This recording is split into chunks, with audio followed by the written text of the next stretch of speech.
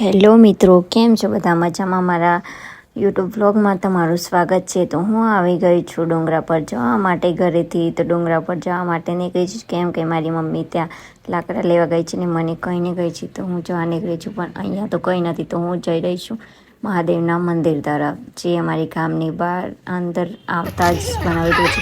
આ છે મારા બે ભત્રીજા અને મારી ભાણી છે, જે અત્યારે મસ્તી કરી રહ્યા છે. આ છે મહાદેવની બાજુમાં ડુંગર આવેલો છે. તો મારા ભત્રીજા બહુ મસ્તી ચડ્યા હતા. તો હવે જઈશું અમે ડાયરેક્ટ સીધા ઘરે, કેમ કે મારી મમ્મી અહીંયા તો છે જ નહીં. તો હવે જઈશું અમે ઘરે, અને આ ત્રણેય વચ્ચે રસ્તામાં આવી જાય છે, તો એમને હું ઘરે મૂકી દઈશ. હવે પાછા નહીં લાવું. તો અમે ઘરે જવા નીકળી જવા, અમે રસ્તા પર આવી ગયા છીએ. નહીં લો, એ ત્રણે આગળ જતા રહ્યા છે. તો એમને હું એમ કહું છું કે સાઈડમાં રહો, બાઈક આવી જશે. તો એ લોકો દોડતા આગળ ચલા જાય છે. ફાઇનલી એમને હું સાઈડમાં કરી લીધા છે. તો એમને હું હવે ઘરે જ મૂકવાની છું, કેમ કે એ રસ્તાની વચ્ચે આવી જાય છે. જોઈ શકો છો કે એ ત્રણેય કેટલી મસ્તી કરે છે, ને એટલા જ માટે એમને ઘરે મોકલવાના છે. ત્રણેયને હું જવાની છું ડુંગરા પર. ફાઇનલી મેં એમને ઘરે મોકલી દીધા છે. હું આવી ગઈ છું ડુંગરા પર લાકડા લેવા માટે, જે મારી મમ્મીને કાપીને મૂક્યા છે મારા માટે. તો અમે બે જણા છીએ, મારી મમ્મીને હું. તો ફાઇનલી લાકડા કપાઈ ગયા છે ને હવે એનો ભારો બાંધવાનો છે. તે હું ડુંગરા પર છું, જોઈ શકો છો તમે. તો મેં ભારો બાંધી દીધો છે ને હવે બીજો ભારો બાંધે છે મારી મમ્મી લાકડાનો. તો બે ભારા લઈને હવે અમે ઘર તરફ જવાના છે. તો અમે હાલી નીકળ્યા ઘર તરફ જઈએ છીએ. તો ડુંગરા પર જેવી તેવી વાટોમાં પણ થઈને નીકળવું પડે છે. તો અમે જઈએ છીએ ઘર તરફ. તે ડુંગરા પરથી નીચે ઉતરી રહ્યા છીએ. જોઈ શકો છો ડુંગરાઓની બાજુમાં જ એક સાદો રસ્તો છે જવા માટે. તો એ જ રસ્તા પર થઈને અમે ઘરે જવાના છીએ. રસ્તા પર થઈને અમે લોકો ઘરે જઈ રહ્યા છીએ.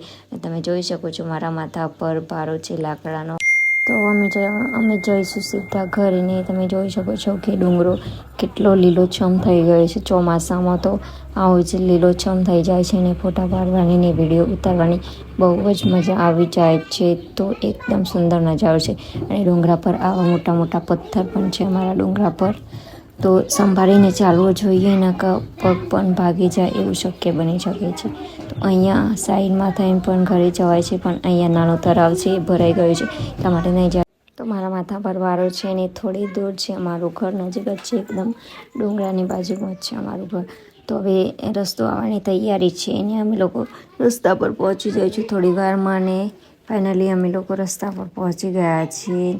તે રસ્તાની બાજુમાં જ છે મારું ઘર. આ છે ડેરી, જે અત્યારે 6 વાગી ગયા છે. તો ડેરી ખુલી ગઈ છે અને એનો ટાઈમ થઈ ગયો છે. અને તમે જોઈ શકો છો કે એક છોકરો નાનો છે એ દૂધ લઈને આવી રહ્યો છે, કેમ કે ડેરીનો ટાઈમ થઈ ગયો છે.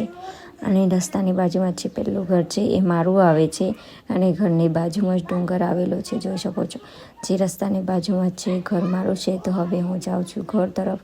આગળ પણ એક રસ્તો છે મોટો, પણ હું આટલા થઈને જઈશ. અને તમે જોઈ શકો છો કે અમારું ગામડાનું ઘર કેવું છે, સુંદર મજાનું.